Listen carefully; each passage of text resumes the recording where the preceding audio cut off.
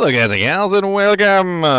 So patch 1.10 is now live and we've got the notes. So let's go over them and see what's going on.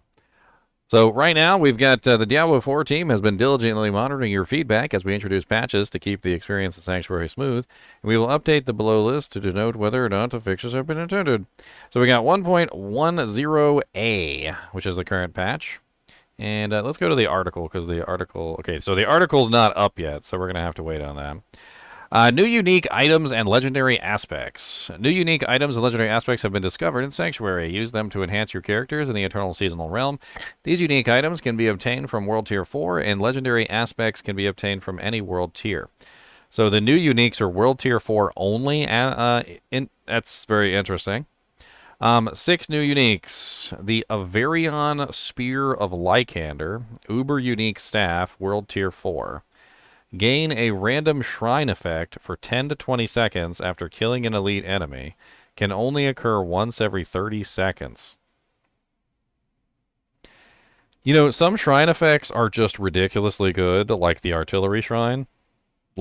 And some shrine effects are ridiculously bad, like the Greed Shrine. Can you imagine, when you get the artillery one?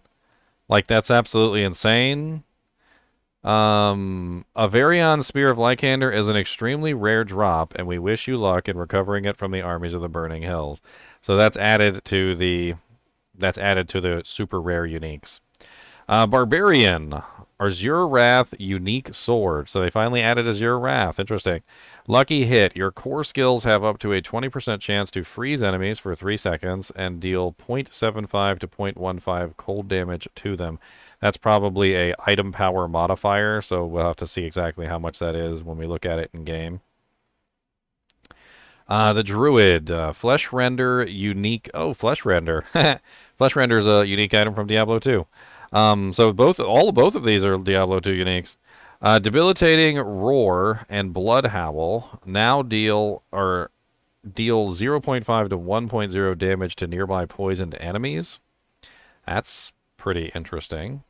So that's a unique one-handed mace for the Druid, the Flesh Render, and it seems to be based around poison damage. That's pretty cool. The Necromancer is getting the Lidless Wall. That's another unique from Diablo 2. The Lidless Wall is Lucky Hit while you have an active Bone Storm. Ooh, it's a Bone Storm. Bone Storm's great. I love Bone Storm. Hitting an enemy outside of a Bone Storm has up to a 5 to 25% chance to spawn an additional Bone Storm at their location. Each of your active sacrifice bonuses increases the chance by 25% and the total number of additional Bone Storms you can have by +1. Wow. That looks amazing. That looks sexy. Bone Storm is amazing on the Necromancer, and that just honestly seems absolutely great. Let me zoom this in a little bit. Or, you know what? Actually, let me check and see if the patch notes are actually up yet so I can zoom this in and we can actually see it better. And they are still not up. They're still not up. So the patch notes are still not up. Not on the... Oh, wait, there we go. Yeah, they're on the website. All right, good. Look, now we can zoom in. All right, so let's continue with the zoomed-in version. That sounds absolutely amazing. I'm actually pretty excited about that. I like Bone Storm a lot. Bone Storm is a very fun ability, and I think that can be a very interesting aspect.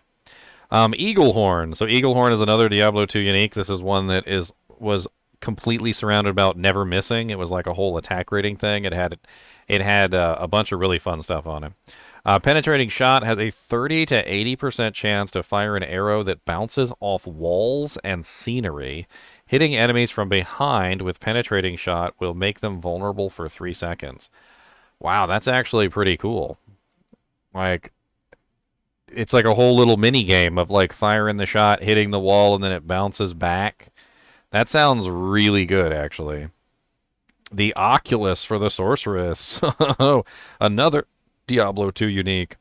Gain the effect of Teleport Enchantment for free. When you evade using a Teleport Enchantment, you are taken to a random location. Wow, they really captured...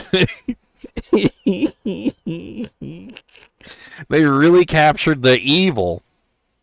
They really captured the evil of that because the Oculus would always teleport you to random locations, and basically they're just letting you get teleported to random locations.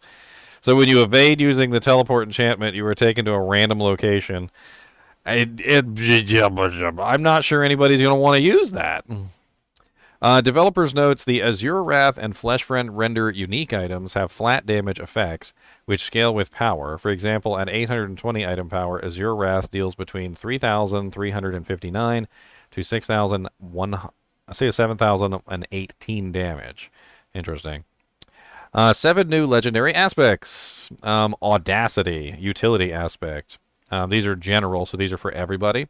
When there are at least 5 close enemies, stun them for 2 to 4 seconds. This can only occur once every 20 seconds. That's kind of nice. So basically just a free stun once every 20 seconds if more than 5 enemies gather around you in a circle.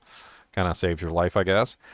Craven, mobility aspect. You gain 20% increased, 20 to 40% increased movement speed when moving away from slowed or chilled enemies. That's interesting. Could be interesting for my freezing arrow Zon. Could be interesting for cold sorceresses. A lot of interesting characters. This one right here seems like it would go really good with my charge bolt sorceress. Barbarian specific, ancestral charge. Charge calls forth 4 ancients who also charge, dealing 50 to 100% of normal damage. Druid, subterranean. Poison creepers active also cast landslide in a circle around you. Earth skills deal 10 to 20% increased damage to poison enemies. Necromancer, gore quills, offensive aspect. Blood lance will consume blood orbs to also conjure lances from them. Each additional blood lance deals 20 to 50% of normal damage and prioritizes targeting unlanced enemies. Rogue, pestilence points. Every third cast of puncture is poison imbued with 100 to 150% normal potency.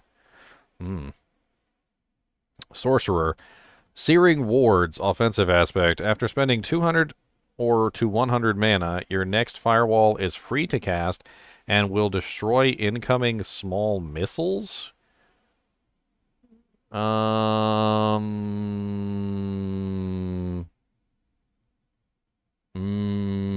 I mean, okay. Bug fixes. Made various improvements from accessibility aspect perspective, primarily many fixes to the screen reader, where it failed to read specific elements. Challenges. Fixed multiple issues where specific challenges wouldn't provide the proper rewards or it could not be completed. Fixed multiple issues where certain challenges could be progressed through unintended means. Fixed multiple issues where players can gain progress for certain challenges through normal actions of other nearby players. That's an interesting one. So a lot of the stuff that I've noticed so far, like you can get progress on something if somebody was nearby you and completed that. So it looks like they may have nipped that in the bud. Fixed multiple instances where activities that should count toward the criteria for some challenges were not counted. Fixed an issue where players would not receive notifications for when one of their friends completed a challenge. Fixed an issue where feats of strength were not accounted for when calculating challenge completion percentage. The feat of strength, Final Slayer, First Mother, now require you to slay the level 100 Pinnacle boss solo. The Silence is Hellish challenge remains unchanged. Fixed an issue where the feats of strength, one of the first and earliest experience, did not display any titles they were awarded. Cooperative play fixed an issue where the camera wasn't functioning properly when players were far apart in local co-op. Fixed an issue where NPC conversation boxes would overlap if multiple local co-op players talked to the same NPC at the same time. Fixed an issue where Rogue's Inner Sight would only fill up for one of the players in co-op session. Fixed an issue where the Dark Potential challenge would be granted to both players when either player completed it, regardless of the other player's progress. Fixed an issue, multiple instances where quest progress would not properly synchronize or quest progression could be blocked for local co-op players. Fixed multiple issues that occurred during cutscenes for co-op players. Dungeons. Fixed an issue where the player would not be able to receive enough animus to progress through the Hollowed Ossuary dungeon. I think I encountered that myself. Fixed an issue where the stone carving in the Fallen Temple capstone dungeon would duplicate. I've had that happen as well. Fixed an issue where the monster regen affix in the Nightmare dungeon would also affect structures in that dungeon. Fixed an issue where the Goatmen and Shambling Corpses enemies would continuously respawn in Forsaken Quarry dungeon. Fixed an issue where the Sentinel enemies would not have weapons in the Bastion of Faith dungeon. Fixed an issue where the Bastion of Faith dungeon could sometimes not be completed. Fixed an issue where the player could respawn behind a barrier and Fallen Temple capstone. Fixed an issue where the map for the Crusader Cathedral was incomplete. Fixed an issue where the Curse of Indolence and Curse of the Weak would stack, even while the player was dead in the Fallen Temple capstone dungeon. Fixed multiple instances where the fog door could not be progressed through in some dungeons. Fixed an issue where the monster's Thorns affix in Nightmare's dungeon was reflecting physical damage. It will now properly reflect non-physical damage. Fixed an issue where blood boils would not properly spawn in Cordragon Barracks dungeon. Fixed an issue where traps would deal more damage than intended. Fixed an issue where level scaling in level 100 Pinnacle dungeons was inconsistent. Fixed an issue where the Awakened Glyphstone wouldn't spawn if the party leader left the dungeon before the dungeon was completed. Barbarian. Fixed an issue where the number of enemies to defeat for the Barbarian class quest Masters of Battle was not displayed. Fixed an issue where the Iron Maelstrom could not be cast more than 3 times rapidly, casting Warcry. Fixed an issue where stacking the Berserk Ripping, Skullbreaker, and Anemia aspects would allow the player to deal extreme amounts of damage. So there's your nerf to the guy who had like the quintillion damage bleed barb. So that's the nerf to the bleed barb. Fixed in hashtag nerf barb. Fixed an issue where the outer edge of the quakes granted to the Hammer of the Ancients via the aspect Ancestral Echoes was dealing far more damage than intended. Wow. Hoda nerf. Holy crap. Hoda nerf, boys. So, if you guys are unaware of basically what's going on here, Hoda was dealing more damage from the aspect than it was actually dealing from the attack itself. And so the problem here is that they basically have identified the fact that the outer edges were dealing more damage than intended. So the Hoda has been nerfed. I hate to tell all you Hoda barbs, but the Hoda barb has been nerfed. Your damage is still going to be the same as it was when you hit a monster dead on, but targeting that outer edge of the attack to get that bonus damage was apparently unintended. We recognize this adjustment is a significant decrease to the Hammer of the Ancients Barbarian build, but we do not want its strength to be reliant on an underlying bug. So they basically have identified and confirmed that the damage that Hoda was getting was in fact a bug. Wow. Druid fixed an issue where Earth skills and the Pulverize skill would consume 2 overpower buffs simultaneously. So sounds like the overpower. Sounds like you get that's a buff. Fixed an issue where the bonus effect on Blood Howl from Night Howler's aspect would apply twice to the Wolf Companions, but not at all for the Ravens. Fixed an issue where Provocation passive stacks wouldn't update properly after adding more points into it. Fixed an issue where the automatic transformation from Insatiable Fury would cause the Ursine Strength key passive to not proc consistently. Fixed an issue where the Enhanced Pulverize buff would not remove itself while in town. Fixed an issue where Seeking Tornadoes produced by Storm Tracer's aspect would not deal damage. A little bit of a buff there for the Tornado Druid. Fixed an issue where the Raven's passive damage did not improve after the skill was upgraded. So Raven's got a little bit of a buff there. Fixed an issue where Rabies would deal no damage while standing very close to an enemy. Fixed an issue where Storm's Claw aspect allowed Shred to do extreme amounts of damage. So there you go, there's the Shred nerf. So the guy that was doing like 2 billion damage with Shred, I'm pretty sure that right there is the Shred nerf. So Shred is back to normal now. You know, you're not going to be doing 2 billion damage. No more 2 billion damage Shreds. Necromancer fixed an issue where Necromancer could not obtain daggers from the Purveyor of Curiosity. Fixed an issue where the Necromancer's minions would have all their life bonuses deactivated while in town. Fixed an issue where Bone Spear casting through Chilling Wind from an elite enemy would increase the number of generated echoes for that cast. So that is a nerf to the helmet, the Deathless Visage. That's one of the things that I actually noticed when I first put on Deathless Visage, was that whenever you fought a Chilling Wind enemy, you got like a ridiculously large number of echoes, and I knew that was a bug. So the bug from Deathless Visage has been fixed. Fixed an issue where the Enhanced Bone Spear would cause erratic movement. Fixed an issue where canceling Blood Mist when it's already off cooldown would immediately recast it. Doesn't sound like there's a whole lot of nerfs there for the Necromancer, so I guess the Necromancer's fine. Rogue fixed an issue where Shadow Step wouldn't trigger for the aspect of Uncanny Treachery if the target was killed. Fixed an issue where Advanced Penetrating Shot would not knock down another player in PvP play. Fixed an issue where Twisting Blades would not come back when the ability killed a bloated Corpse Fiend enemy. Fixed an issue where the dash skill would not move the full distance if targeting an enemy while using a controller. Fixed an issue where the Eldritch Bounty Paragon node bonus resistances incorrectly. I mean, resistances are broken right now, so what does it matter? Fixed an issue where Rapid Fire had an extra arrow VFX that behaved erratically. Fixed an issue where the Awakened Glyphsode wouldn't spawn for rogue players using improved barrage.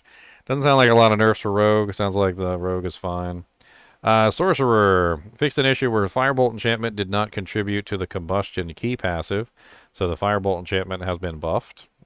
I know a lot of you sorceresses are using the Firebolt enchantment to get the free fire damage, which allows you to use the devastating passive and a couple of the other things. Fixed an issue where the passive stacks generated by Align the Elements could partially reset in an unexpected way.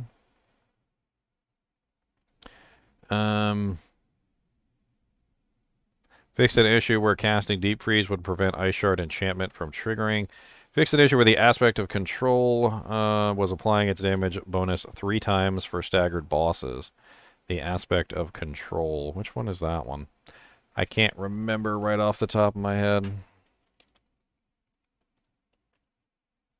Aspect of control. That is the one that is deal 25 to 35% more damage to immobilized, stunned, or frozen enemies. So that's a pretty big nerf. So if you were utilizing the aspect of control, you're basically losing quite a bit of damage for that. That is a pretty huge Sorc nerf, unfortunately. Fixed an issue where the gravitational aspect was appearing weaker on two-handed weapons or amulets. Fixed an issue where the enchantment effect for Chain Lightning had no visual tracking bonus and could also unexpectedly drop off. Fixed an issue where Incinerate would immediately cost 30 mana when cast in addition to the consistent channeling mana cost. Incinerate now properly only costs mana as it's being channeled.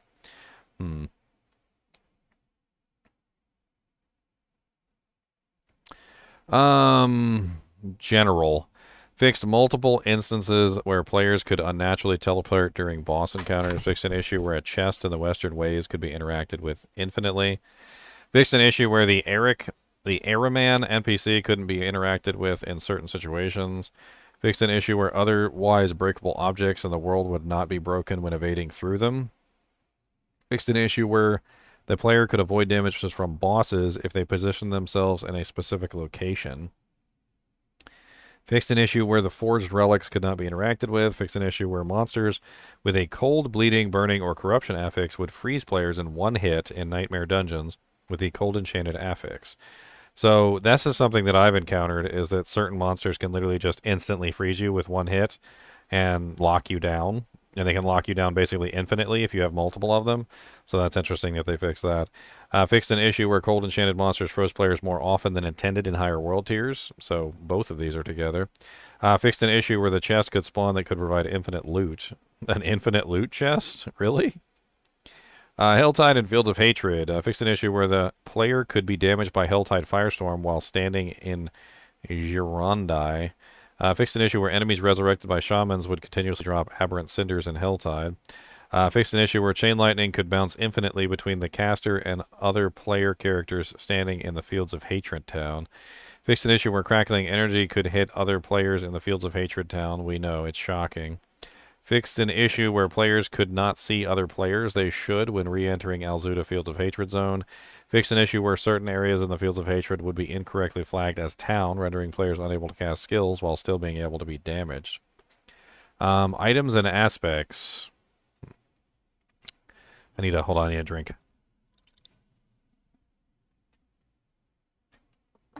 All right.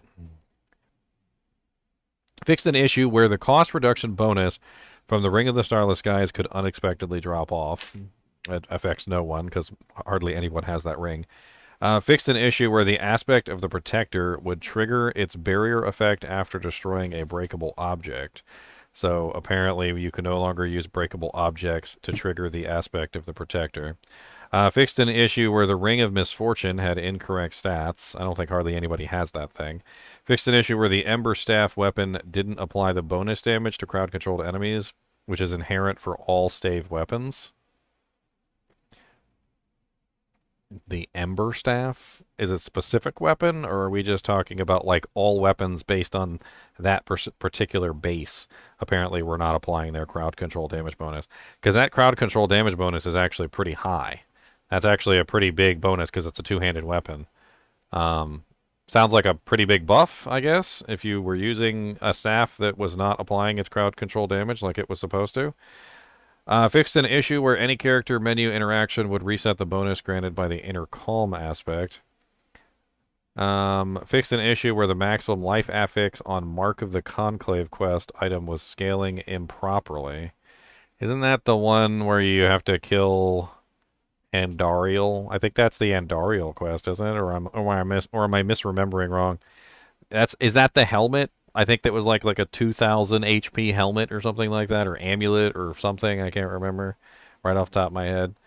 But sounds like the HP that was scaling on it was wrong. The level requirement for sacred items will now cap at 60. Boo, it should be 50. The level requirement for ancestral items will now cap at 80. Fixed an issue where the Mother's Embrace unique ring did not trigger properly with several abilities. Okay, wow. So the Mother's Embrace ring, which I think a lot of us have been utilizing for, refunding resources, apparently just hasn't been working correctly with several abilities. It'd be nice if they listed what those abilities were so we knew which characters to retest the ring on. But it sounds like you should probably retest the ring on your character to see if it can fix your issues, because it sounds like it just wasn't working at all from, for some characters. Monsters. Fixed an issue where the items of higher power than intended were dropping from rare monsters. Fixed an issue where the Warg's jumping attack dealt no damage when passing through a player. Fixed an issue where the Pitless Gur monster would endlessly run around in circles. I've actually seen that before. I thought it was pretty funny. Fixed an issue where the Lightning Enchanted Champion Goatman would fail to deal damage to a player. Fixed an issue where monsters with the Suppressor Affix would be immune to damage from abilities that started initially outside the immunity circle. Example, when a Barbarian started a Whirlwind cast before getting within proper range of the Suppressor monster. The Suppressor, honestly, is just like broken. Hopefully they fixed it, actually. Hopefully that actually fixes it. Fixed an issue where clones of a monster with Suppressor Affix could have Suppressor Affix also. Fixed an issue where the Treasure Goblins would behave erratically if initially engaged from a long distance. Fixed multiple other issues where monster behavior could not perform properly and could be exploited in some cases. Quests and events. Fixed an issue where the progress bar could not fill during the caravan under the siege. Fixed an issue where the putrid enemies could not remain idle during the filed ground event. Fixed an issue where champion enemies could not spawn during the ancient obelisk event. Fixed multiple issues where the traversals could cause elite and boss monsters to disappear during multiple events. Fixed an issue where radiant and greater radiant chests would not spawn when completing the Fearful Bones event. Fix an issue where the Cursed event could not be completed. Fix an issue where the Defiled Ground event in Hawazar would have a respawn point much further away than intended. Fix an issue where unique drowned enemies spawned during events in the Forgotten Coastline could be invulnerable to damage. Wow. Fix an issue where the Suppressor monster's affix effects would be active on containers and furniture inside the dungeon during the Remnants quest. Fix an issue where the players could teleport through Ancient Gate and block progression during the Storming Gates quest. Fix an issue where the progression could be blocked during the Flesh and Blood quest. Fix an issue where the quest did not reset if associated quest was abandoned. Fix an issue where the quest tracker would be missing if the player re-entered the game during the picking through the Bones quest. Fix an issue where not enough monsters would spawn to fulfill the requirements for completing the Hungering Necrolites cache quest. Fixed an issue where an enemy was missing when progressing through the Lost Archives dungeon during the Legacy of Magi quest. Fixed an issue where the immemorial inscription could not be read during the Augury of Bones quest. Fixed an issue where the players couldn't face to speak the NPC when initiating dialogue for multiple quests. Fixed an issue where the ghost body of Bakira would remain invisible after being defeated during the True Potential Rogue class quest. Fixed an issue where outside party members could influence the progression of the Bad Blood quest. Fixed an issue where the player could be blocked from re-entering the boss's arena after dying during the Flight against Elias in the Piercing Veil quest, and fixed various other issues where quest progression could be blocked. User interface and user experience. I'm actually kind of excited about this one because there's a lot of stupid stuff in the user interface, and there's a lot of things that could be fixed. Fixed an issue where the minimap didn't accurately depict the game world during the Blind Eye quest. Fixed an issue where maps was incompatible with the Loch Wraith region in Scotland. Fixed an issue where the portion of the map was invisible in Exilar Terrace Dungeon. Fixed an issue where the Mad Bomber title would be displayed for enemies encountered through the whisper of the same name. Fixed an issue where articles in the news feed could not be opened up using the mouse and keyboard. Fixed an issue where you have cross-network play enabled. Message was being sent in chat each time a campaign quest objective was completed. The Cult Leader Paragon passive no longer appears above hostile minions in PvP. There's just one missing here. There's a bullet point, but there's just nothing there. Fixed an issue where the bonus from the ballistic aspect displayed +0 to skills instead of +2 on the bonus bar. Fixed an issue where sigil sorting was inconsistent between inventory and stash. Fixed an issue where the social tab on the action wheel editing window would be skipped during navigating the controller. Fixed an issue where the amount of gold would not properly displayed when trading gold in large quantities. Fixed an issue where item comparison numbers would be inaccurate if the item in question had a gem socketed that granted a stat. It was also present on the base of the item. Fixed an issue where images would not properly load on the newsfeed. Fixed multiple issues with map pin functionality. Fixed multiple issues where the quest and whisper markers weren't displaying properly. Various improvements to consistency and clarity of messaging, skill, description, and tooltips. Various other UI and UX improvements. Miscellaneous. Fixed an issue where the completion music for defeating Avarice could start playing before the boss was defeated. Fixed an issue where players couldn't send Battle.net friend requests to friends on console. Fixed an issue where you could confirm if hardcore mode was enabled after logging in with a new character. Fixed an issue where players that haven't unlocked a high world tier could be invited into higher world tier party. Fixed an issue where players could transfer leadership of a clan. Fixed an issue where the sender of the party invite would not be informed that the invite failed due to incompatibility with command prologue progress. Fixed an issue where Nafane's spear would duplicate in the cutscene where the player picks it up. Fixed an issue where Mashif's camel made no noises. Oh no. Fixed an issue where there was no sound when Lorath kicks Mashif awake. Various other improvements. Loading screen updates. We've added more dynamic load screens with the release of the season of Malignant. This includes more assets to the loading screens, such as your player character. Gameplay updates. Altar of Lilith unlocks are now account-wide. Map discovery is now account-wide. Whisper will no longer reward sigil dust. Overall loot quality has been significantly improved for silent chests. That's the second time silent chests have been buffed, by the way. The channel time for leave dungeon ability has been increased from 3 to 5 seconds. We have generally reduced tendency for many monsters to move around in combat so that melee characters don't have to chase their enemies down as much. What?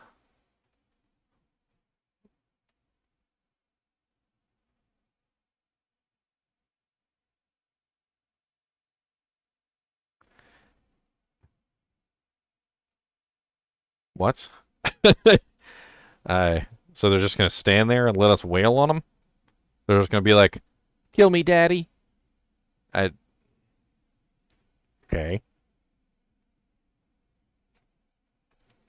World Tier. World Tier 2 has had the following bonuses added. Bonus gold has been increased from 15 to 20%. Monsters now drop 15% more items.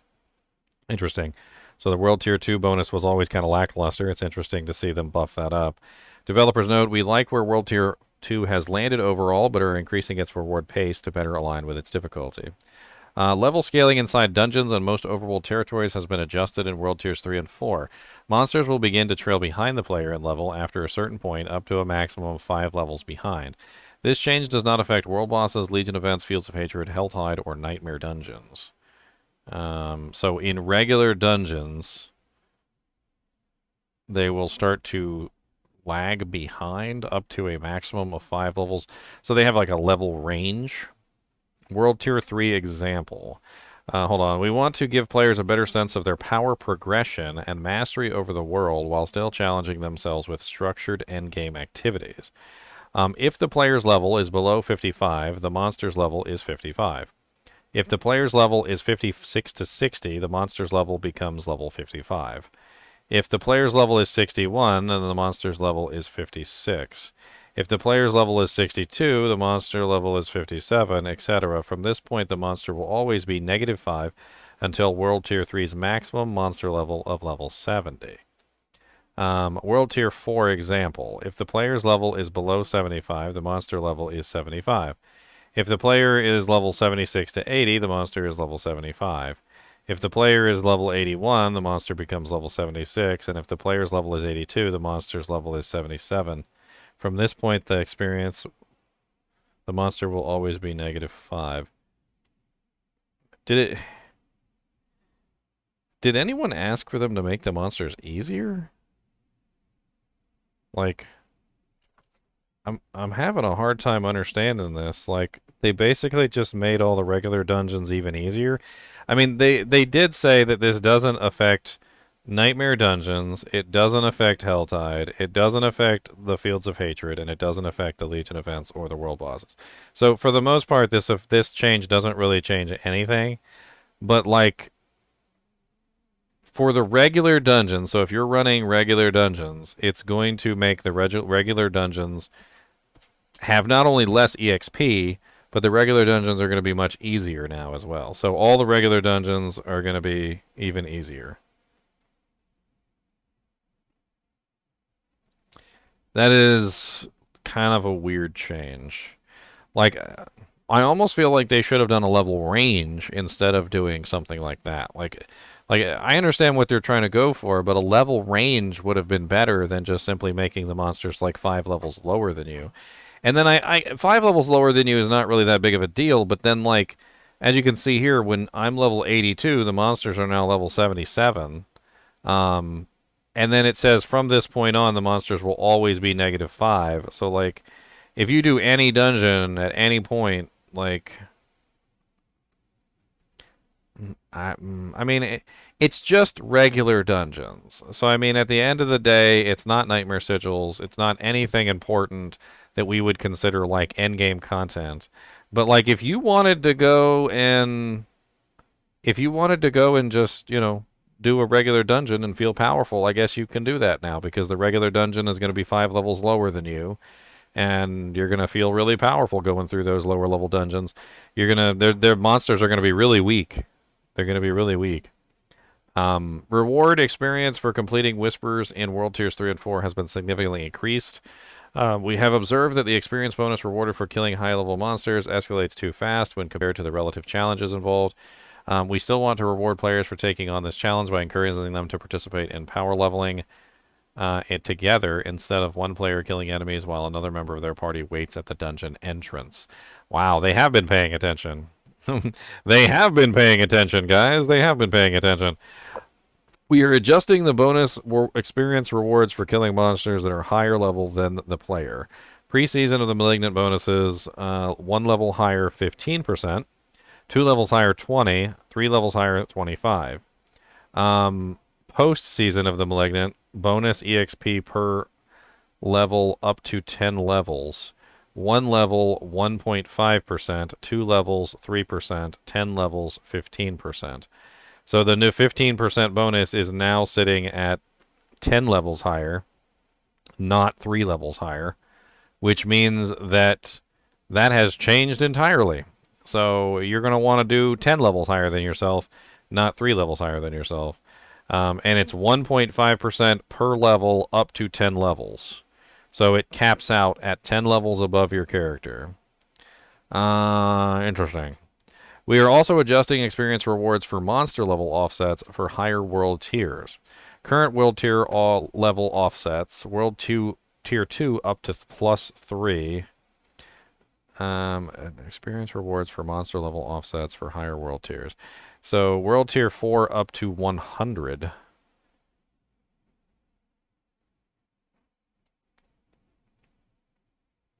I'm trying to like wrap my head around this. So what they're saying is that it's 1.5% bonus EXP up to 10 levels over your character. In World Tier 2, it's only +3. In World Tier 3, it's +10. And in World Tier 4, it's plus 100. So it's 1.5% per level, which means that, let me pull out my calculator so I don't look like an idiot. We're talking about 1.5 times 100. So 150% bonus EXP for doing something that's 100 levels higher than yourself. Which I don't even think you can get a monster that's 100 levels higher than yourself. Not really sure what they read the example. Let's check the example. For example, you are level 1. Your friends bring you to a world tier 4 and leave you at the entrance of the dungeon. They start killing level 100 monsters. Prior to the Season of the Malignant, you get a level 100 monster times 1 plus 25% EXP. After the Season of the Malignant, you will get a level 11 monster EXP times 1 plus 15%. So they nerfed power leveling, basically. So you're gonna power leveling has become basically worthless at this point. You're you are no longer gonna be able to sit at the entrance of the dungeon and just absorb EXP. They basically completely nerfed boosting, so you're not gonna be able to boost any characters anymore. That is a huge nerf across the board for power leveling. So we're talking about a level 100 monster EXP with a bonus of 25% versus level 11 monster EXP with a bonus of 15%. The difference between those two numbers is absolutely insane. So power leveling is basically completely dead at this point. Helltide. We're looking to increase the danger in Helltide's risk-reward gameplay by making the monsters a bit more challenging and the Tortured Gift of Mysteries harder to open. Oh, okay. So the Tortured Gift of Mysteries is going to get a nerf.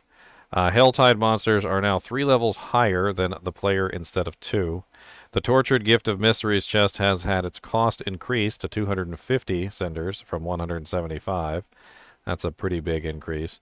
All interactable objects in the Helltide zones now have a small chance of dropping aberrant cinders. So they increased slightly the amount of cinders that are dropping, but increased massively the number of cinders required for the Tortured Chest of Mysteries. Also made the monsters a little bit harder, which I don't really care about that. Helltide monsters being harder is that's a thumbs up in my book. Balance updates. As our community continues to battle the burning hells, the builds emerging from new players have shocked and delighted us. We've chosen to focus the Season of Malignant's balance updates on clear itemization, disparities over redesigns of class features. The class changes are largely focused on numeric increases to skill upgrades and legendary aspects that players haven't yet found compelling. Additionally, we're changing critical strike damage Paragon glyphs to empower all damage instead of only core skills to enable more build strategies. I like that. There are also a few class stat decreases on sources which grant extreme amounts of damage, healing, or unstoppable. In general, we prefer build-specific changes to bonuses instead of decreases, but we feel these changes are necessary for the overall health of the game.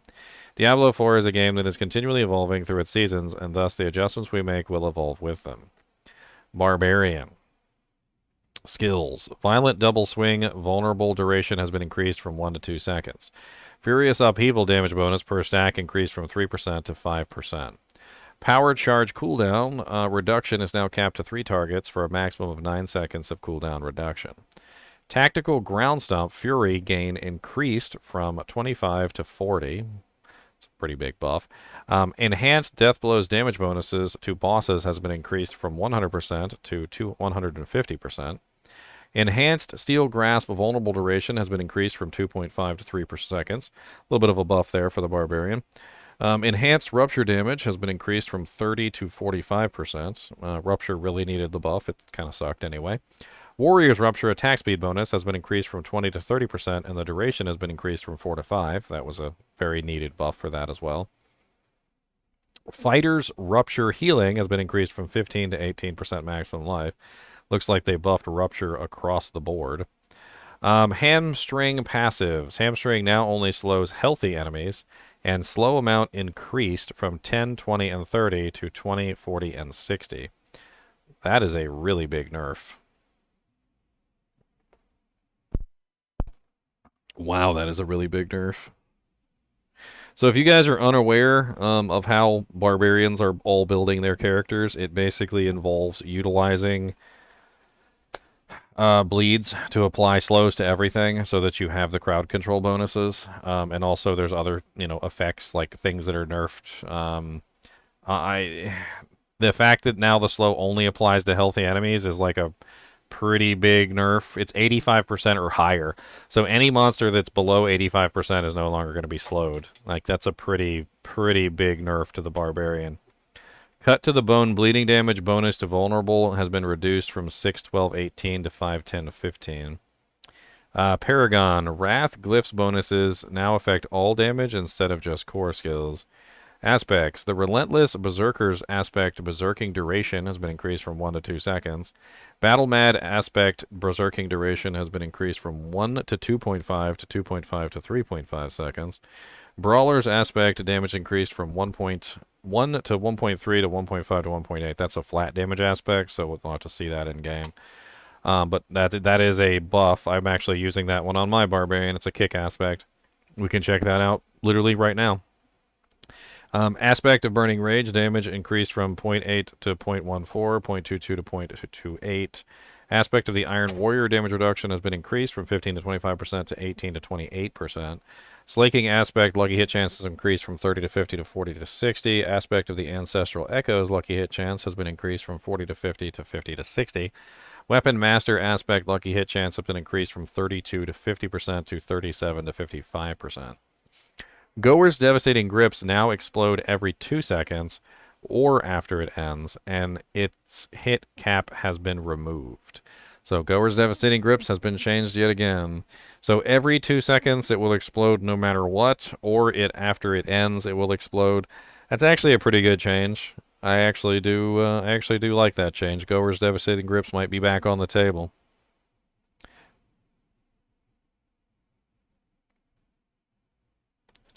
I'm going to go back over Albert Cunningham, all of the stuff, and talk about the individual nerfs and things. Like, I totally get that you're frustrated because I'm not stopping and talking about every single point as I go over the patch notes.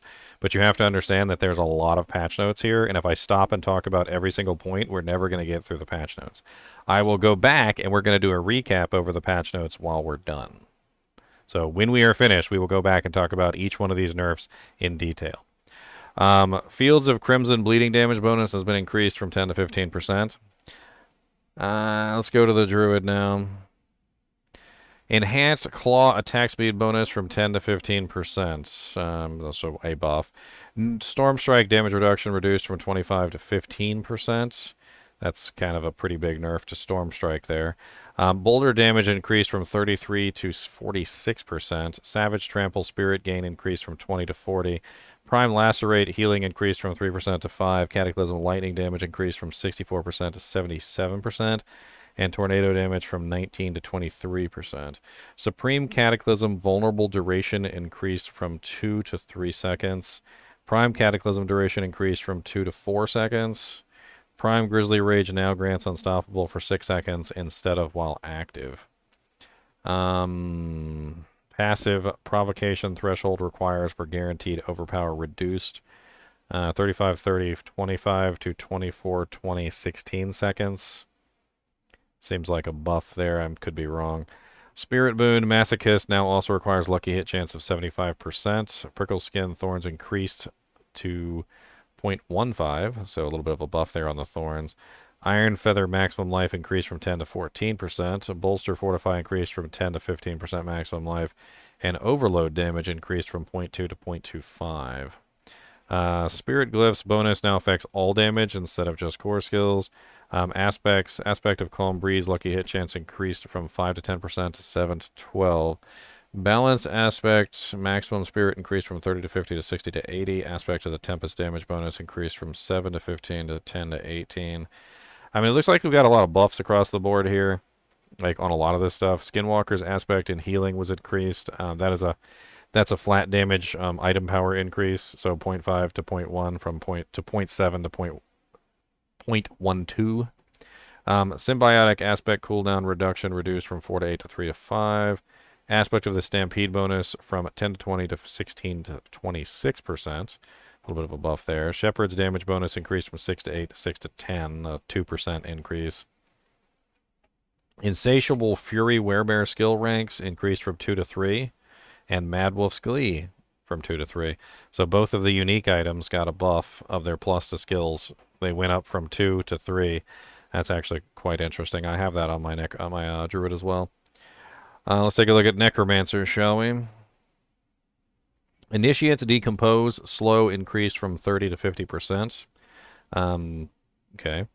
Paranormal Sever, cast required for vulnerable, reduced from 4 to 3.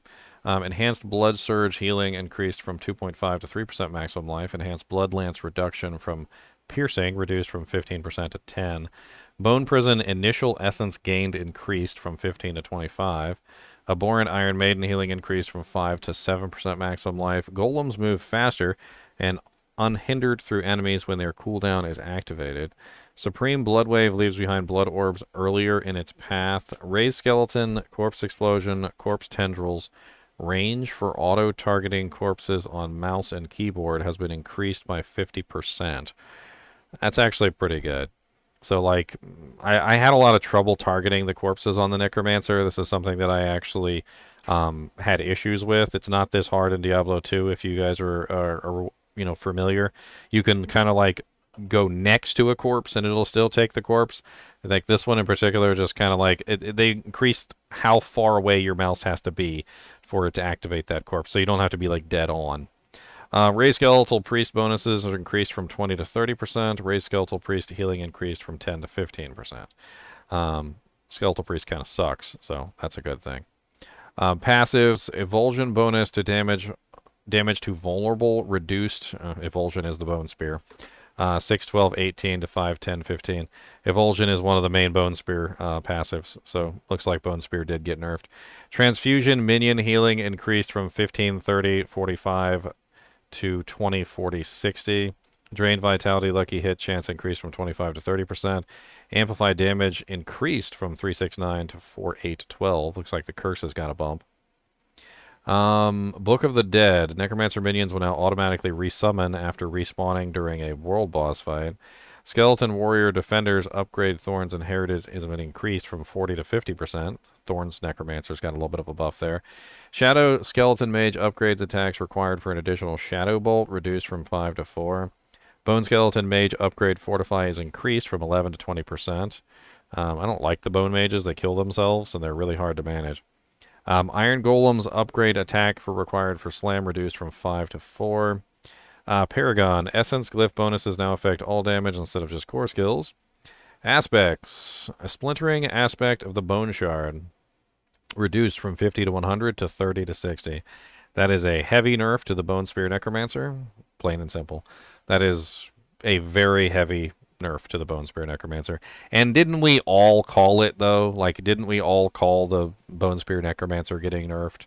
I mean, that's a ridiculous nerf, actually. So that's a 40% decrease on the flat bonus, but it's an 80% decrease on the two-handed. I know, poor Bone Spear Necromancers, they've had it so easy, right? Aspect of the Plunging Darkness, bonus damage has been increased from 50 to 100, 75 to 125. Coldbringer's Aspect Blizzard cooldown has been reduced from 10 to 8 seconds, so a buff on the free blizzards that you get from the cold mages. That's pretty cool.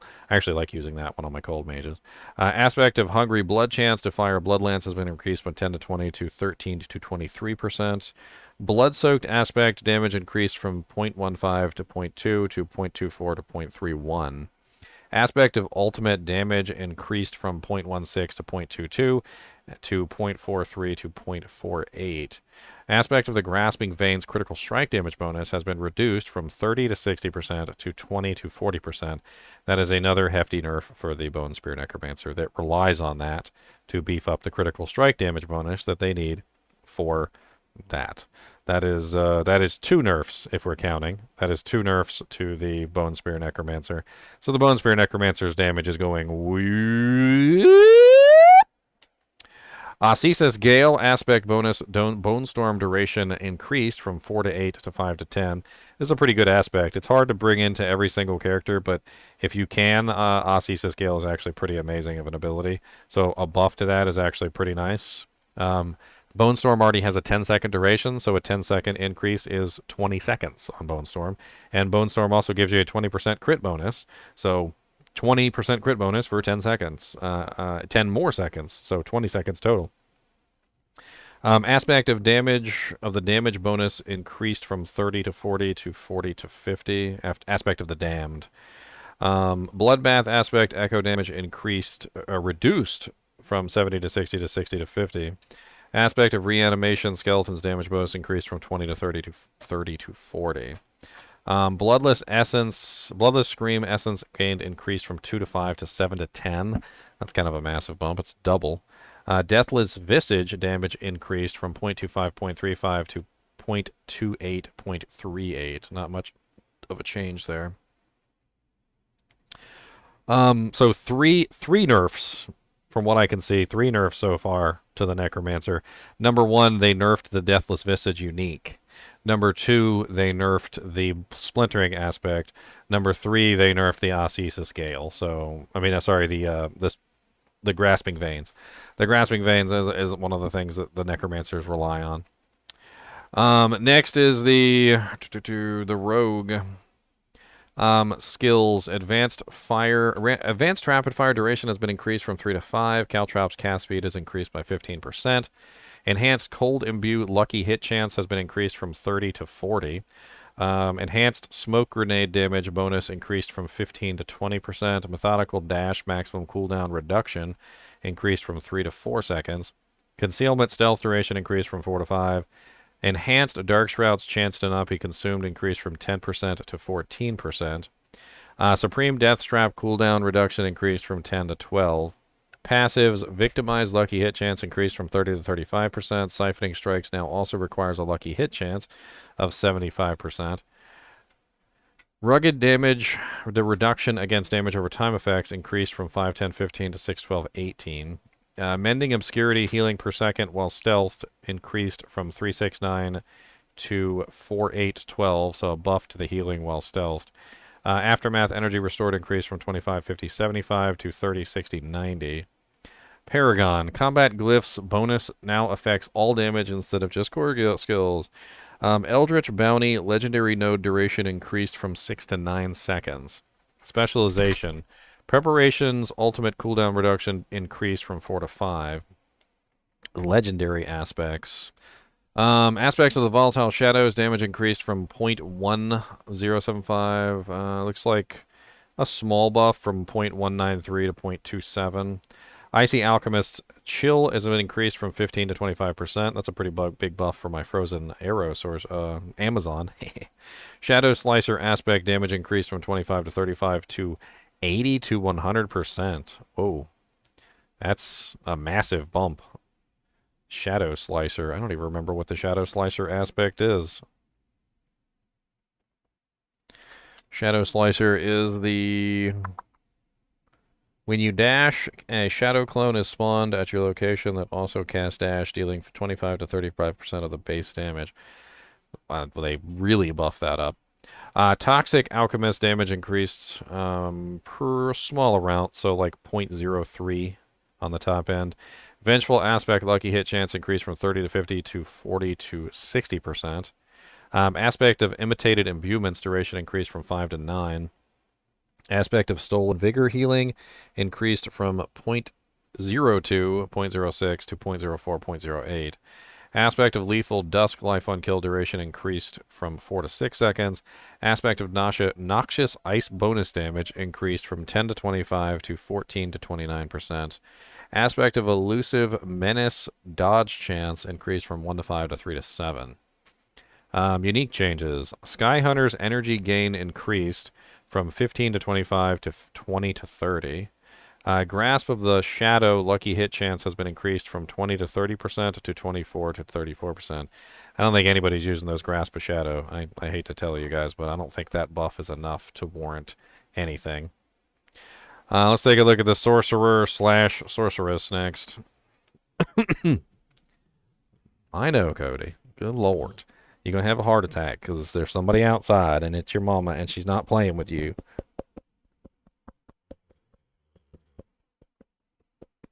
Enhanced charge bolts damage has been increased from 24% to 30% and now benefits from skill ranks.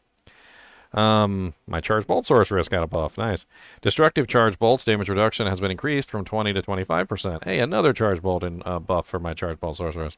Destructive incinerate damage reduction has been increased from 20 to 25%.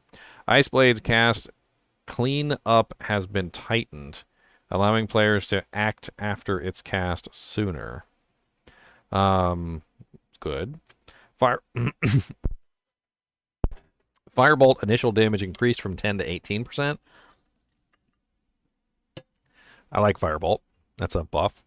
Wizard's Firewall maximum increased mana regeneration has been increased from 25 to 35%.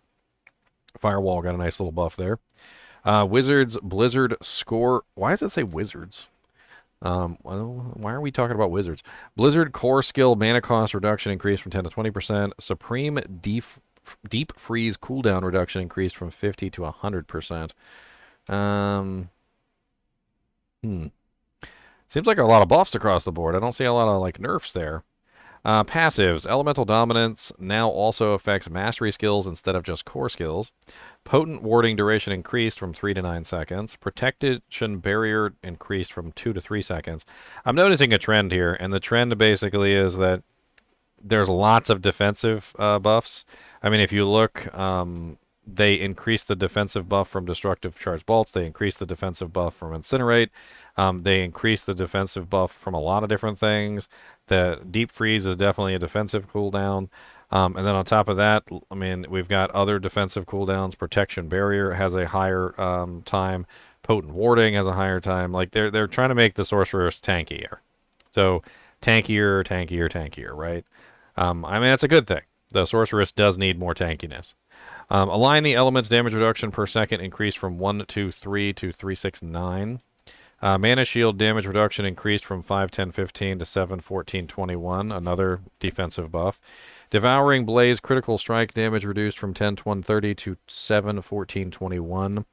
Devouring Blaze bonus critical strike damage to immobilized reduced from 25, 50, 75 to 10, 20, 30.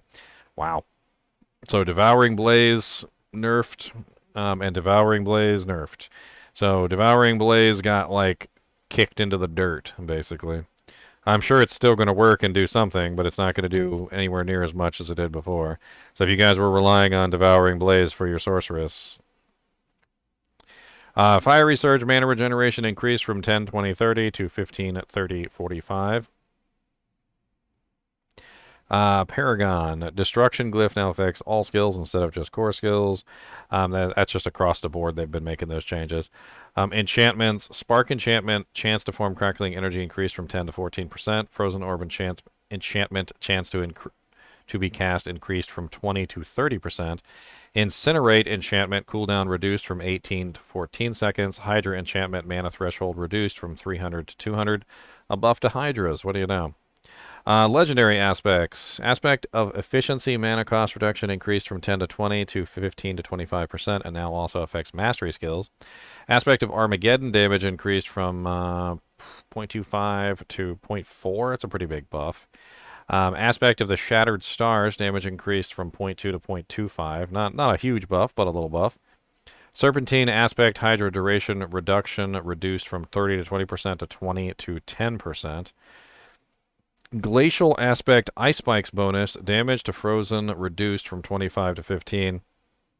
I'm pretty sure this is the isn't this the Blizzard nerf basically? Like the sorceresses that were literally like murdering everything with the ice spikes that were coming out of the Blizzard. So it looks like they took the glacial aspect. I'm pretty sure that's the Blizzard aspect. I could be wrong. When you cast Blizzard, it periodically explodes in ice spikes. Yes, so it looks like they reduced the bonus damage, but they increased the damage of the effect.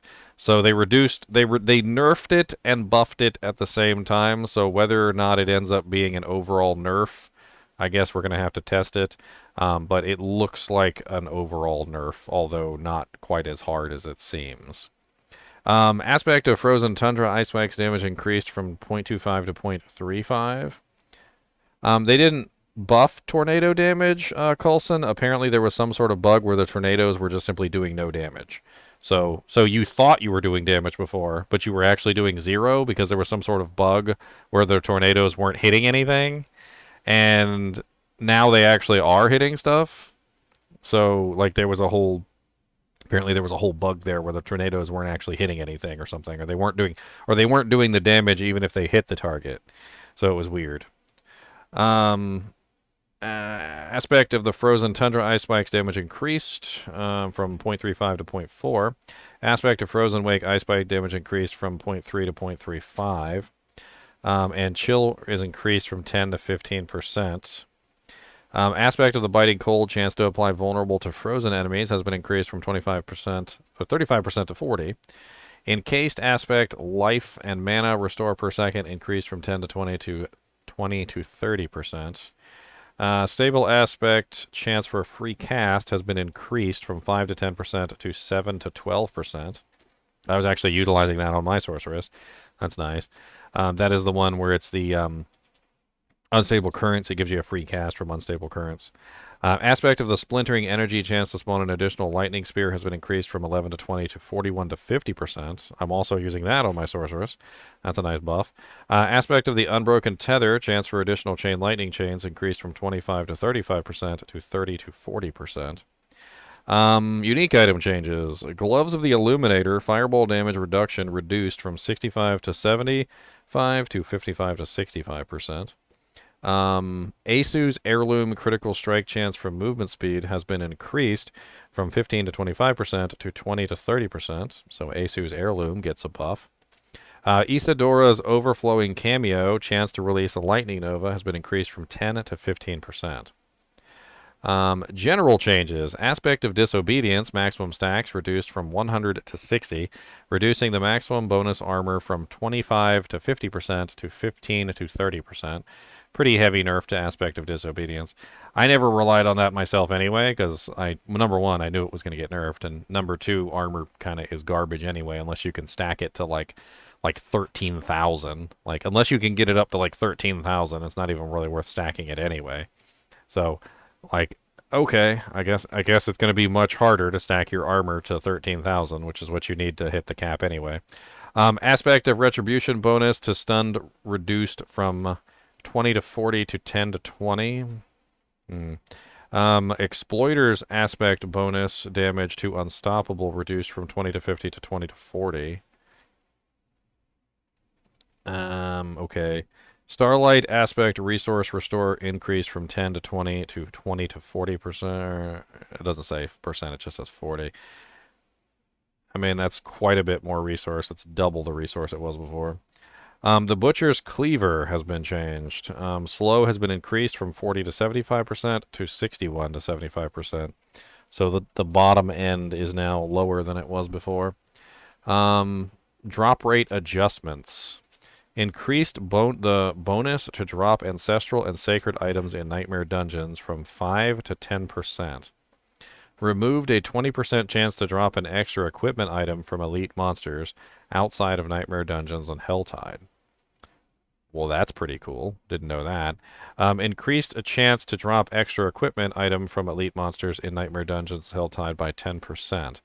Nightmare Dungeons now have a 50% chance to drop a second legendary item upon completion. Nightmare Dungeons now give 3 rare items upon completion, up from 1. Wow, so Nightmare Dungeons got quite the bonus there. Three rare items instead of 1. Monsters. Increased HP scaling from 85% to 100% bonus per player in a party. So the monsters get 100% bonus. I mean, I didn't know the exact percentage, but 85% seems like an awful lot. But they get 100% bonus HP for every player in the party now. So if you have 4 people in the party, the monsters are like ridiculously harder. Miscellaneous. Adjusted the scaling of the Greed Shrine to improve effectiveness throughout the game. Hey, the Greed Shrine might actually be nice now. World bosses now drop more potions. Potions more often. There is no longer a limit to how many materials you can refine into higher materials at once. That's a good fix. Item affixes. Many affixes were too efficient and are outshining alternatives. We're looking to refine the outliers, improve the number of meaningful choices on competitive slots, and increase the overall flexibility of items. We know these changes will reduce the total amount of possible power a character can possess, so we'll be monitoring how these changes affect players' ability to conquer expected milestones throughout the season. We're increasing the availability of affixes below to make them easier to include in different builds. Control impaired duration reduction can now appear on pants. Barrier generation can now appear for all classes. It will also begin dropping later in the game. Lucky hit chance while you have a barrier can now appear for all classes, reduced by 12% when on a helmet and 20% when on an amulet or offhand. Mastery skill damage, newly added, can appear on sorcerer weapons, scales identically to core skill damage. Resistance to all elements can now appear on shields. The core stat bonus on weapons has been overperforming, so we're pulling back on this bonus. Strength, 50% stronger when on weapons, 25% stronger when on weapons. Wait, what? Cool. What? So they're nerfing strength, dex, intelligence, and willpower? Am I reading that correctly? So they're basically just nerfing all of the strength, dex, and intelligence and willpower that you have on your equipment. So if you have strength on your weapon, for instance, and the weapon has 180 strength, then it is now 25% less than it was before. So all stats on weapons, all stats have been reduced by 25% on weapons. Cooldown reduction affix is often felt mandatory due to their raw power. We imagine cooldown reduction will remain a highly desirable stat, but the penalty for not prioritizing it won't be as harsh. Cooldown reduction has been reduced by 30%, so cooldown reduction has been nerfed. Imbuement skill cooldown reduction has been nerfed, and trap skill cooldown reduction has been nerfed. So cooldown reduction has been nerfed across the board. So if you were relying on cooldown reduction for your character, well, dope. Dope. Isn't that right, Cody? Dope. Cody, this is a once in a lifetime. I don't give you these, but I'm going to give you one today. Would you like a Rice Kristen? We're going to take a very small break, and I'm going to give you a Rice Kristen. Would you like this? Taste it. What do you think? Is it good? Okay, you ready? Yes. All right, go be good. Disparities in inherent affixes can rule some weapons out before the rest of their stats are even rolled. Correct. These are receiving harsher reductions than their normal affix counterparts to increase weapon flexibility. Cooldown reduction inherent on offhands has been reduced by 35%. Critical strike damage inherent on swords has been reduced by 50%. Vulnerable damage inherent on crossbows has been reduced by 65%. So instead of making the passive bonuses on all of the items more better, instead of making the other ones better, they basically made all the weapons worse that people were utilizing. It's terrible. Critical strike damage reduced by 17%. Lightning critical strike damage reduced by 17%. Critical strike damage with Bone, Earth, Imbued, and Werewolf skills has been reduced by 17%. And vulnerable damage has been reduced by 40%. Massive. Holy Jesus. What is this? The patch of the nerfs? Everything I'm seeing here is a nerf. Like, I mean, nerf. Nerf. Nerf. Like, holy Jesus. Nerf. This is literally the patch of the nerfs. Developer's notes. Damage bonus to crowd-controlled enemies was overperforming relative to the ease of activating it versus stricter crowd control type specific affixes. Damage to crowd-controlled enemies has been decreased by 30%. Damage to frozen enemies has been increased by 20%. We have seen that skillful players are frequently slaughtering monsters many levels above their own. We want to support this, but the current situation is beyond what we believe is correct for the long-term health of the game. To chase this goal, we're shifting power to many offensive affixes from defensive affixes. We know this will make our endgame content more deadly, particularly for those chasing our pinnacle boss, an encounter not meant for the faint of heart. Overcoming the pinnacle boss will take every ounce of grit you can muster and all the tools at your disposal. We will continue to evaluate feedback from the community and make changes to our combat mechanics. All physical damage has been increased by 25%. Fire damage is 25%. Cold damage 25%. Lightning damage 25%. Poison, shadow, non-physical. Physical damage over time. Fire damage over time increased by 40%. Shadow damage increased by 40%. Damage with two-handed, bludgeoning 25%. Slashing 25%. Dual wield 25%. Ranged weapons 25%. Damage with skills that swap to new weapons 25%. Damage while in human form, 25%. Damage while shapeshifted, 25%. Blood skill, 25%. Bone skill, 25%. Brawling skill, 25%. Companion skill, 25%. Conjuration, 25%. Cutthroat, 25%. Darkness skills, 25%. Earth skills, 25%. Frost skills, 25%. Immune skill, 25%. Immune skill, 25%. Marksman skill, 25%. They're all 25%. Pyromancy, 25%. Shock skill, 20%. 25%. Storm skill, 25%. Summoning skill damage, 25%. Trap skill damage, 33%. Weapon mastery skill damage, 33%. Werebear skill, 33%. Or 25%. Werewolf skill damage, 25%. Total armor reduced by 30%. Holy Jesus. They turned everybody in the game into a glass cannon. They basically just gave us all more damage, nerfed everything that we were using to give us damage, but they gave us more damage in return, and then reduced our total armor value as well. So we're gonna be a lot less tanky. Attack speed for 4 seconds after dodging an attack increased by 20%. Damage for 4 seconds after dodging an attack increased by 20%. Total armor while in werewolf form reduced by 25%. Total armor while in werebear form and werewolf form reduced by 25%. Damage reduction from close enemies reduced by 20%. Damage reduction from distant enemies reduced by 20%. Damage reduction from enemies that are bleeding reduced by 25%. Damage reduction from enemies that are burning reduced by 25%. Damage reduction from enemies that are poison reduced by 25%. Damage reduction from enemies that are affected by shadow attack reduced by 25%. Damage reduction while fortified reduced by 25%.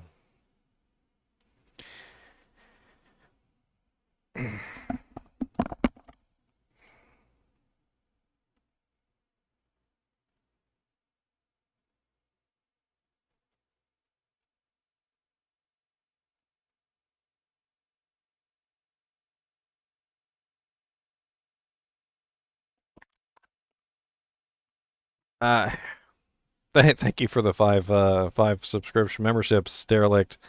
Appreciate it. I don't know what to say. I don't know what to say about this.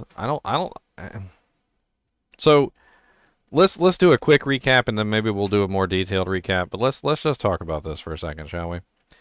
So if we go all the way back up to the top, let's go all the way back up to the top. They introduced some unique items, and the new unique items seem pretty cool, and the new aspects seem pretty cool. I'm not gonna down that. However, they did basically nerf like just about everything that was overpowered. So, going through here and looking at some of these, this particular one is the nerf to the shred, which was overpowered, which was deserved. I mean, let's just say that was deserved. They also nerfed the mist from the unique item. I don't even know if this is the right area, but they yeah, here it is right here. They nerfed the unique item, getting that buff for the chilling wind. They also nerfed the Barbarian, having that ridiculous thing that was going on with the the berserk ripping, so that was like the quintillion damage, right? So they fixed all the major bugs with the characters, the things that were making characters do like way too much damage. They also addressed the issue with the blizzard as well, so they addressed the blizzard. But then like going through the individual class things, I mean we did see them give a lot of buffs to the sorceress, like in damage reduction and things like that, which he's definitely going to need now because her damage reduction has been nerfed into the dirt. In fact, everybody's has. They made the monsters easier in regular dungeons, which was a really weird change, but I guess it's there. They also completely nerfed power leveling, so power leveling is now off the table. I'm assuming that we could probably try and find some way to power level a character, but at this particular point, it's not going to take like an hour to get to level 50. It's going to take probably more like several days to hit level 50. I mean, who knows?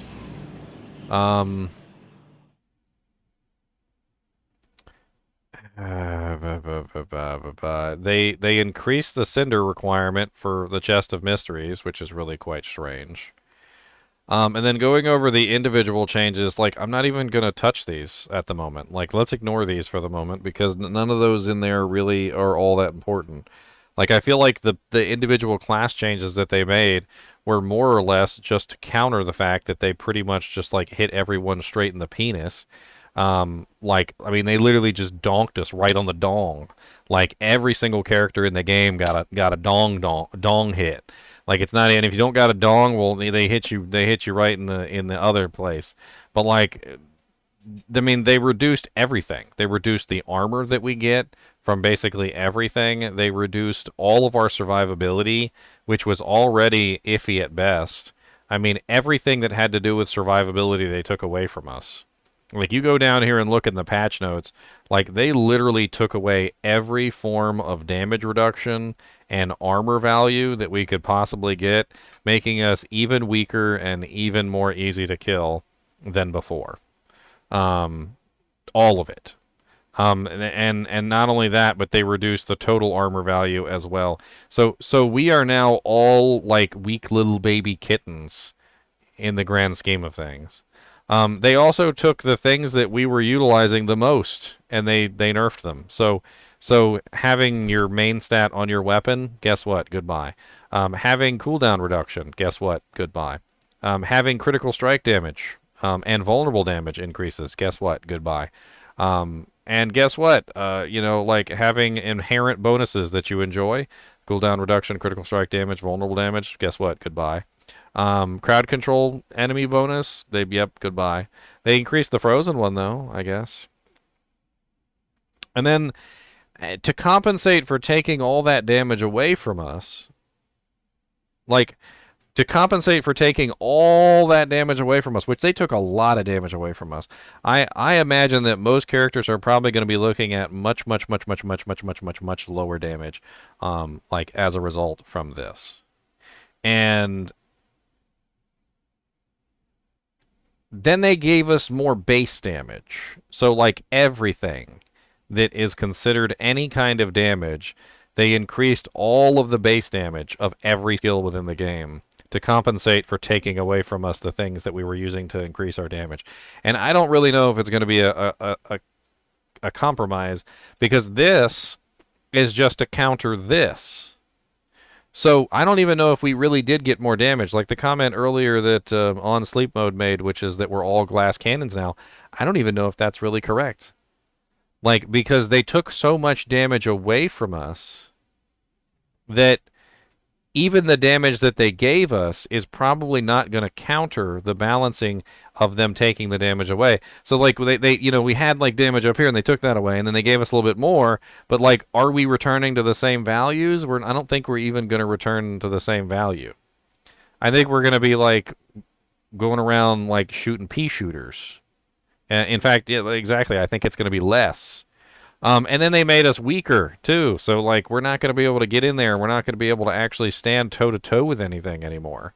Like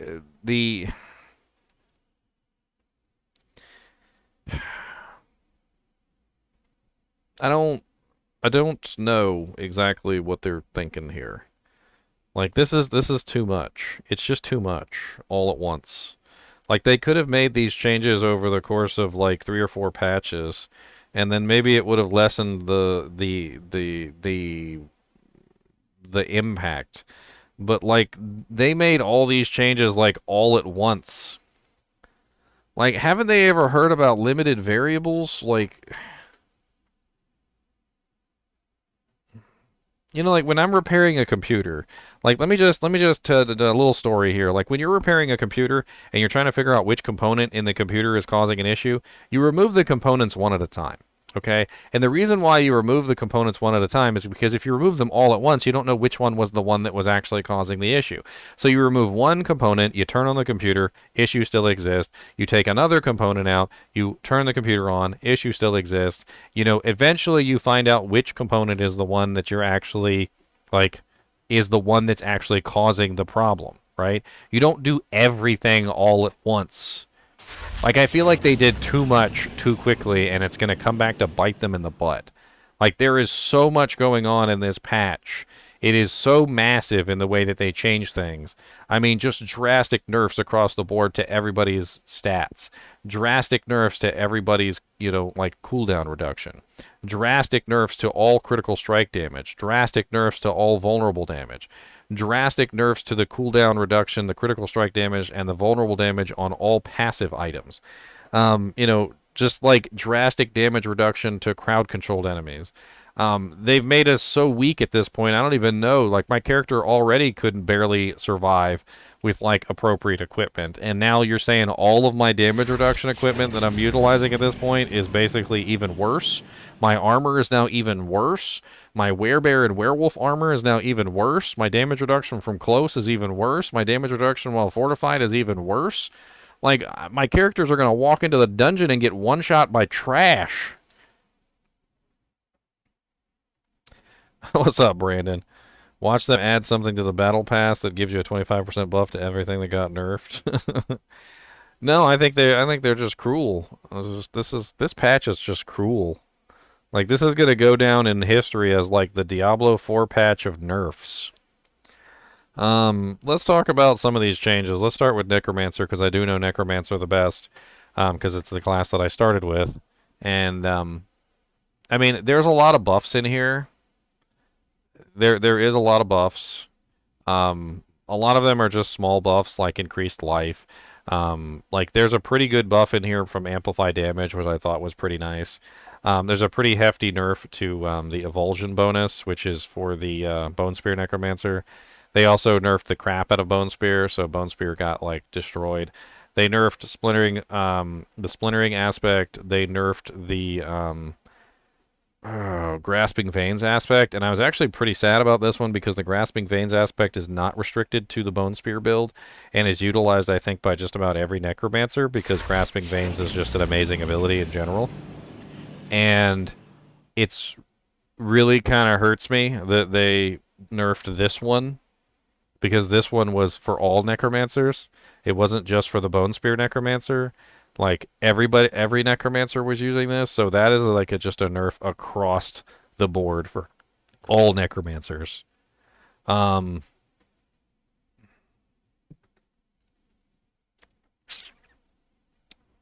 I mean, a little bit of a buff to Deathless Visage, which is interesting since they just nerfed it. So a buff, they're like, hey, we nerfed it, let's give you a little bit more damage. Um, I mean, overall, there's a lot of buffs in here, but they definitely hit the Bone Spear Necromancer really hard. The Bone Spear Necromancer is down. He's down for sure. Um, the Barbarian has some of the strangest changes, and like, I don't really know what to think about some of these. Some of these are buffs. Like there's like this one is a buff. Tactical Ground Stomp is a buff. Like the Upheaval is a buff. You got the double swing got buffed up a little bit. Steel Grasp got buffed, which didn't even really need it, but whatever. Rupture got several buffs, right? But then this thing happened, and like that is such a heavy nerf to all the barbarians, and I don't even I'm not like a barbarian main like myself. But I know you guys probably, there's probably some of you guys out there that play Barbarian more than me, and I definitely feel like this one is a really heavy nerf to the barbs.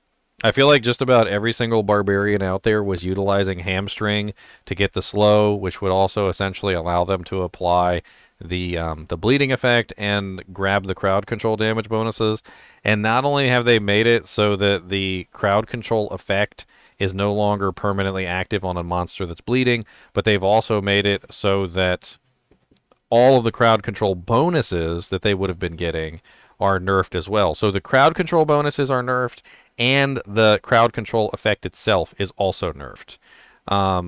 So hamstring is basically off the table at this point. Like, I mean, you might still put 1 point into it because why not? As long as you have some kind of bleed, but like, it's been gutted. Like, it's been gutted. I mean, there were very few barbarians. There were very few barbarians that did not use hamstring in their build. I don't think. I think pretty much all of them used hamstring at some point. Like that was just what they did. I did. I used it in mine. I know Leon used it in his. I know freaking Wolfie used it on his barbarian. Like it's just like a thing. Everybody uses it because it's really good, and now it's kind of garbage. Um, Unique drop pools need fixing. Hmm. I mean, there's some other interesting things in here that are definitely buffs. Like they did a lot of berserking buffs, like duration buffs. So I guess they want more people to use the berserking. Goer's devastating grips was an interesting change to probably fix that so that it actually is worth using now. I mean, it's probably a lot better. Fields of Crimson got a buff as well, so that's just another buff to Rupture. So I guess Rupture got buffs like across the board. They literally made 1, 2, 3, 4 buffs to Rupture. So my Fields of Crimson video might be outdated at this point. Druid, I'm not really quite sure. Like, I didn't feel like the Druid really got a whole lot of nerfs or anything. I mean, correct me if I'm wrong, but I was taking a look at these, and as I read them, I didn't really get like a huge sense of like nerf from the Druid. I mean, granted, everybody got nerfed with the stuff that was below, but the Druid seems mostly unaffected. They got a lot of increases. They got a lot of damage reduction. The Storm Strike, I think, is the main one here that's a big nerf.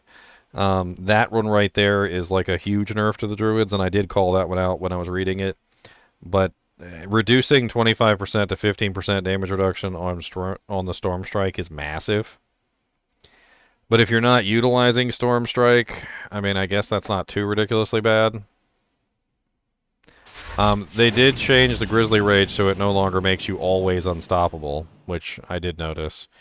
So you're not permanently unstoppable using Grizzly Rage anymore. It's still 6 seconds of unstoppable, but I can definitely see how that's a pretty huge nerf to Grizzly Rage, and also Werewolf Rage if you're using the other version of it. But then again, wasn't this part of the bug? If I remember correctly, wasn't Grizzly Rage part of the bug that was being used for the Shred like 2 billion damage hit, the one that got posted on social media? Like, I'm pretty sure it was some sort of reaction between Grizzly Rage stacking continuously, the Toxic Claws, and the Envenom passage. Like, it was a combination of all of them. So it makes me think that they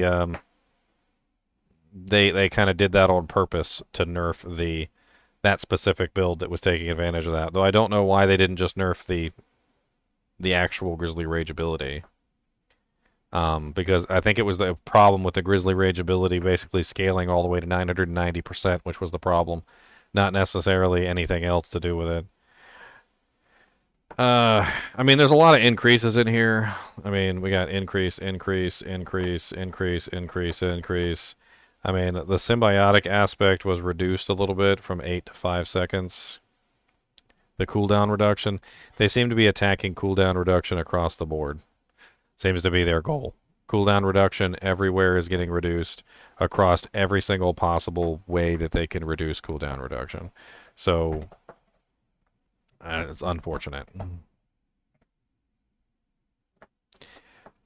Let's take a look at the Sorceress. So they did a lot of buffing to the charge bolts, I noticed. Several buffs to the charge bolts, a couple different ways. Looks like they're trying to beef up charge bolt Sorceress.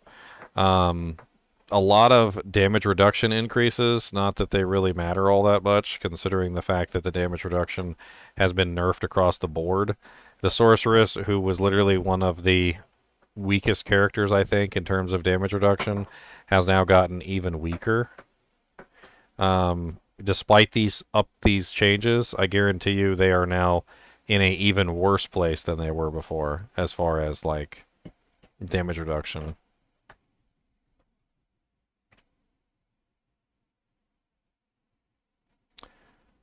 You can use whatever you want, Darkado.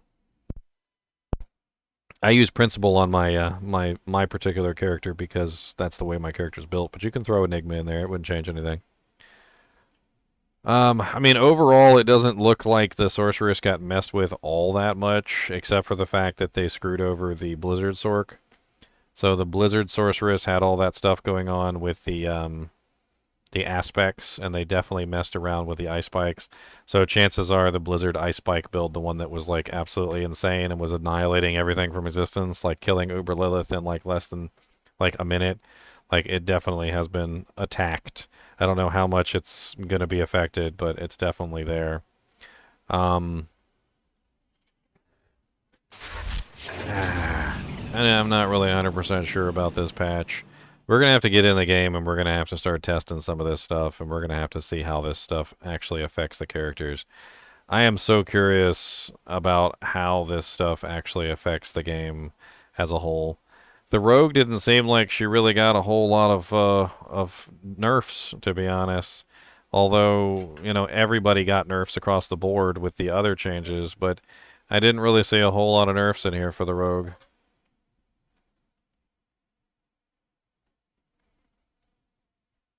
I mean, there were some cooldown increases,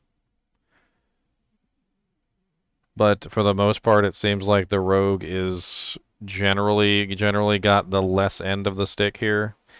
But the problem is that because rogues have so much of everything that they have tied into vulnerability, like despite the fact that we don't see a lot of nerfs on the actual board for vulnerable or from the rogue, I guarantee you the rogue got hit probably the hardest because of the reduction to the vulnerable damage, which is one of the things that they were relying on the most.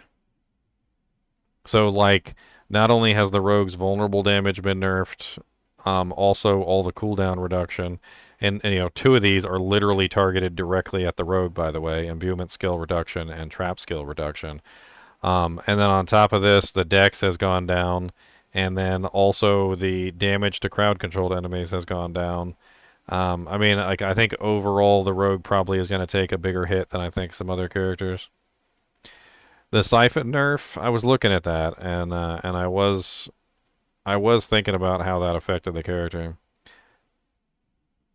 You're talking about this one where the siphoning strikes now also require lucky hit chance of 75%, which is a pretty big reduction in the amount of times that it's going to go off. Even though it's a 75% lucky hit, you still have to roll the lucky hit, which means it's not going to go off anywhere near as often. There was also another change for the siphoning strikes. I'm pretty sure I saw another one in here for siphoning strikes. Where was that one? No, that's the only one.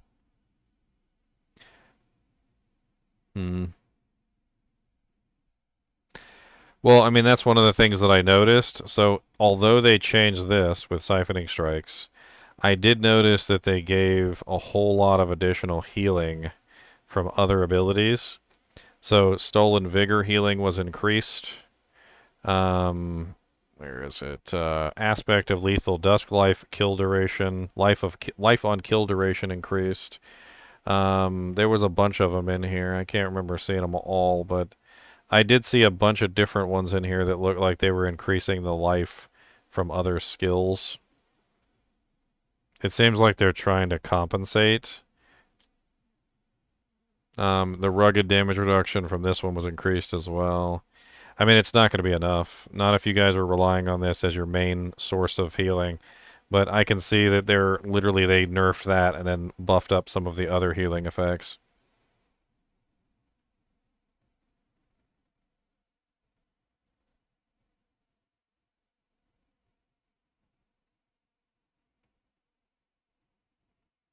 Paragon boards did get touched across the board, JV. So one of the things that they made for change for Paragon boards across the board was every Paragon board has stuff that's for core skills specifically. And they basically changed everything that was core skills to include all damage. So constantly, like across the board, we're going to be able to utilize things that are for just core for everything now. So it actually is kind of a buff to the Paragon board overall. Oh yeah, and I almost forgot. Hoda got nerfed, so I totally almost just walked by that one. So Hammer of the Ancients, I didn't even think that this one was an issue, but Hammer of the Ancients got like donked into the dirt. You know, I was memeing before the patch notes went live, and I was talking about hashtag Nerf Barb. You know, hashtag Nerf Barb. I didn't think they actually were going to do it. I didn't think they actually were going to do it. Like, but they totally did it, though, didn't they? They totally did. They went ahead and they friggin' nerfed the crap out of the Barbarian. They hit him with a big old hammer and smacked him in the eye. Alright, I'm not ending the stream, guys, but I am ending the video that I'm recording, so give me just a second.